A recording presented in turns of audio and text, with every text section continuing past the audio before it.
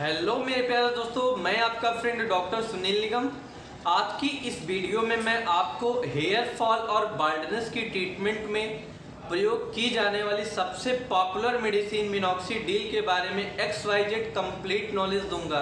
Minoxidil क्या है, minoxidil use कैसे कर सकते हैं, मिनॉक्सिडिल का साइड इफेक्ट क्या है। मिनॉक्सिडिल आज के समय में male pattern hair loss, female pattern hair loss, hair fall के ट्रीटमेंट में, बाल्डनेस की ट्रीटमेंट में प्रयोग की जाने वाली सबसे पॉपुलर मेडिसिन है।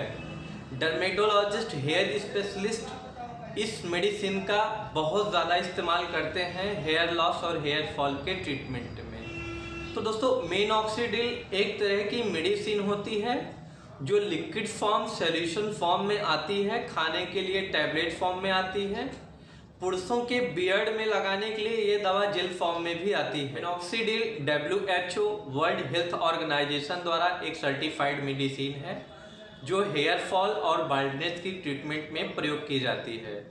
दोस्तों, मिनॉक्सिडिल एक वासोडायलेटर मेडिसिन की तरह काम करती है। जब मिनॉक्सिडिल हम लिक्विड फॉर्म में अपने हेयर स्काल्प पे, बाल की जड़ों में लगाते हैं तो मिनॉक्सिडिल हमारे बाल की जड़ों में ब्लड सर्कुलेशन को बढ़ा देती है। जब हमारे हेयर स्काल्प में ब्लड का सर्कुलेशन तेज होने लगता है, ब्लड सर्कुलेशन अच्छा हो जाता है, तो हमारे बाल के जड़ों को ब्लड से ही विटामिन्स, मिनरल और पोषक तत्व मिलते हैं जो बाल को ताकत देते हैं। बाल के जड़ों में जब ताकत मिलती है तो हमारा हेयर फॉल रुक जाता है, पतले बाल मोटे होने लगते हैं, बालों की डेंसिटी अच्छे होने लगती है और गंजेपन से राहत मिलती है। दोस्तों, मिनॉक्सिडिल हेयर फॉल और बाल्डनेस के लिए बहुत ही इफ़ेक्टिव और प्रभावी दवा है। जब भी आप इसका इस्तेमाल करें, हमेशा एक एक्सपर्ट डॉक्टर या डर्मेटोलॉजिस्ट की सलाह से करें तो ही अच्छा है, क्योंकि इस दवा का प्रयोग लंबे समय तक करना पड़ता है। जब इस दवा का ट्रीटमेंट आप सिर्फ हेयर फॉल के लिए लेते हैं तो ये दवा आपको कम से कम 6 से 8 महीना लगाना पड़ सकता है। जब आप मेल पैटर्न, फीमेल पैटर्न में इस दवा का उपयोग हेयर रीग्रोथ के लिए करते हैं तो ये दवा आपको 18 से 24 महीना लगाना पड़ सकता है या उससे ज़्यादा लगाना पड़ सकता है। कुछ पेशेंट मेरे क्लिनिक पे आते हैं, बोलते हैं डॉक्टर साहब जब मिनॉक्सिडिल का प्रयोग हम करते हैं तो हमें हेयर फॉल रुक जाता है, जैसे ही छोड़ते हैं हेयर फॉल फिर से स्टार्ट होने लगता है।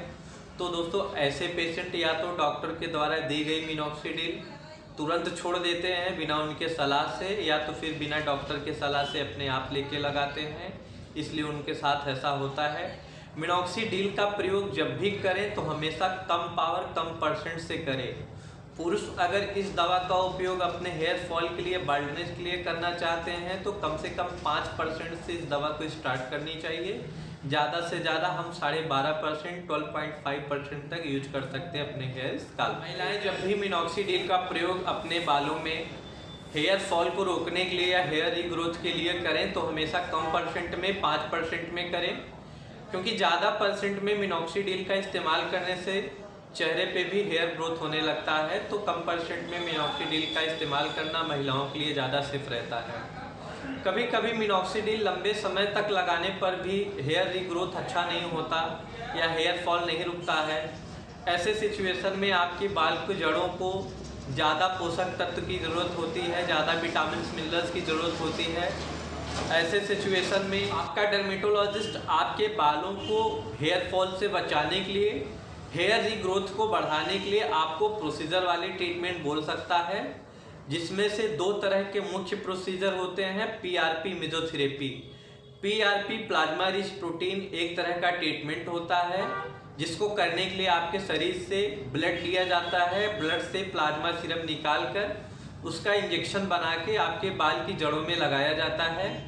मेसोथेरेपी में आपका ब्लड नहीं लिया जाता है, डॉक्टर के पास पहले से ही हाई इंटीग्रेंट हेयर ग्रोथ को बढ़ाने के लिए, हेयर फॉल को रोकने के लिए मेडिसिन होते हैं जो इंजेक्शन की तरह बना के आपकी बाल के जड़ों में लगाया जाता है। Male pattern hair loss, female pattern hair loss में हेयर फॉल जब ज़्यादा होने लगता है, बाल्डनेस की शिकायत होने लगती है, तो DHT, डाईहाइड्रोटेस्टोस्टेरोन हार्मोन्स आपके बाल के जड़ों में ज़्यादा प्रभाव डालता है।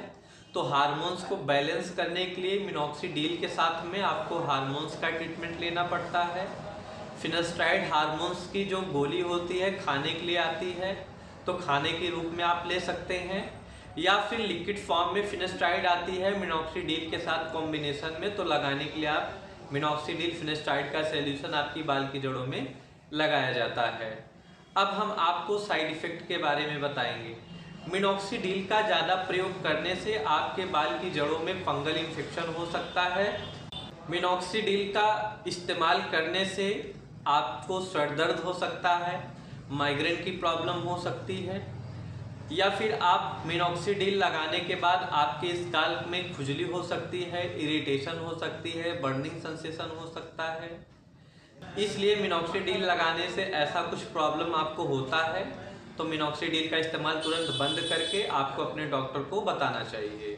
ये रही मिनॉक्सिडिल के बारे में कंप्लीट नॉलेज। मिनॉक्सिडिल का प्रयोग जब भी आप करें, ध्यान दें दवा आपके बाल की जड़ों में, स्काल्प में लगनी चाहिए। बाल के ऊपर केस में लगाने से कोई फ़ायदा नहीं होगा। लोशन हमेशा बाल की जड़ों में लगाएं। अपने अंगुलियों से 8 से 10 मिनट अच्छे से मसाज करें हल्के हाथों से।